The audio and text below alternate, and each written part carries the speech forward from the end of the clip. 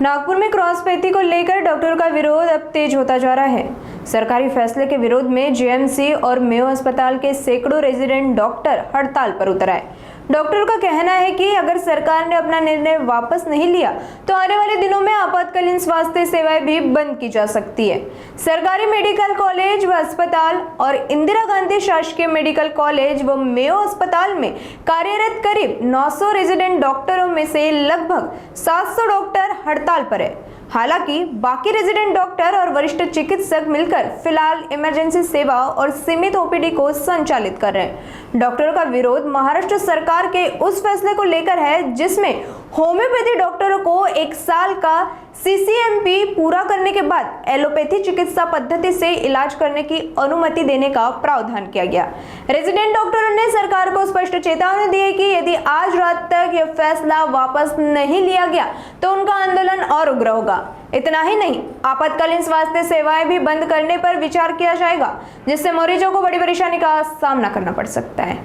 नाव doctor गौरव काळे आहे। मी इथे medicine डिपार्टमेंटला निवासी डॉक्टर आहे आणि मी सेंट्रल मार्टचा सहसचिव तथा जीएमसी नागपूर मार्टचा अध्यक्ष आहे। आणि आमचा जो आजपासून हा सुरू झालेला प्रोटेस्ट आहे हा गव्हर्नमेंटनी जे बीएचएमएस डॉक्टरांना सीसीएमपी अर्थात clinical course in modern pharmacology हा 1 वर्षाचा ब्रिज कोर्स करून त्यांना जे हे मॉडर्न मेडिसिन अर्थात ॲलोपॅथी प्रॅक्टिस करण्याचं जे लिगलाइज लायसन्स देण्याची जी प्रक्रिया सुरू केलेली आहे त्याच्या विरोधात हे आमचं आंदोलन आहे।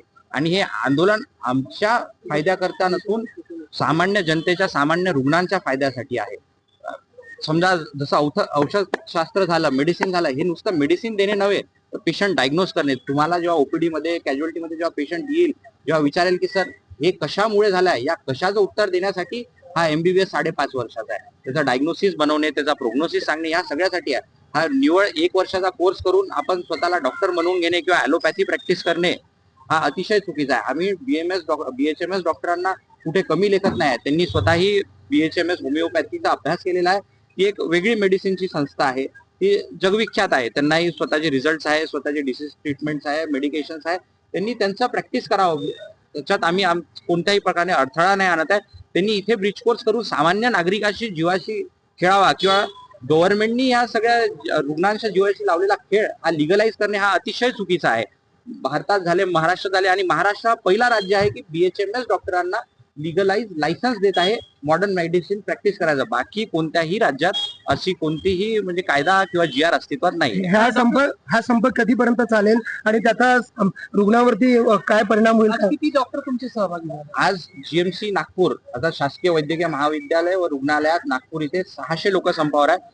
तसेच पूर्ण महाराष्ट्रात विचार केला तर 15 ते 16 हजार निवासी डॉक्टर संपावर आहे। आज आमच्या संपात इमर्जन्सी आपत्कालीन सेवा सगळ्या सुरू आहे। कॅज्युअलिटी सुरू आहे, ट्रॉमा सेंटर सुरू आहे, इमर्जन्सी सर्जरी सुरू आहे, तिन्ही आयसीयू सुरू आहे, पीडियाट्रिक मेडिसिन सर्जरी आयसीयू सगळं सुरू आहे। ठीक आहे, पण हे जर गव्हर्नमेंटनी याच्यावरती सरकारने याच्यावरती लवकरात लवकर जर सोल्युशन नाही काढलं तर कदाचित असं होऊ शकते की हे आंदोलन अजून प्रोलॉंग होईल। त्याच्यात मग आम्हाला असं होईल की इमर्जन्सी सर्व्हिसेस विड्रॉ करावं लागेल। मार्ड या संघटनेचा रुग्णांच्या जीवाशी खेळ करणे किंवा त्यांची गैरसोय करणे हा बिलकुल हेतू नाही आहे। आमचा हा लढा स्वतः डॉक्टरांपेक्षा रुग्णांसाठी आहे। त्यांना क्वालिटी केअर मिळावी। 4.5-5 वर्ष शिकून जी क्वालिटी केअर येते ती 1 वर्षाचा फक्त फार्मॅकोलॉजीचा कोर्स करून येत नाही, हे कुठेही सिद्ध होत नाही। होमिओपॅथी ही एक चांगली वैद्यकीय जगविख्यात प्रणाली आहे।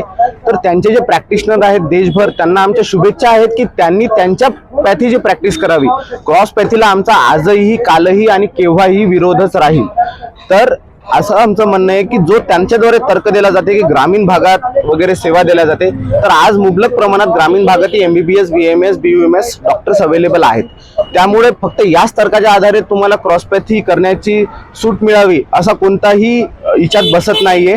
आणि याच्याद्वारे रुग्णांच्या जीवाशी खेळ होते, दर्जेदार रुग्णसेवा मिळत नाहीये, प्रतिजैविके व स्टेरॉइडचा अतिवापर होते अशा लायसन्सिंगमुळे आणि याद्वारे दुरोगामी परिणाम होतील। तर आपण सगळ्यांनी याच्या विरोधात उभं राहिलं पाहिजे। Association of state medical interns आणि Maharashtra association of resident doctors MARD हे दोन्ही याच्या विरोधात आहेत आणि पूर्ण ताकदीने संपात सहभागी आहेत।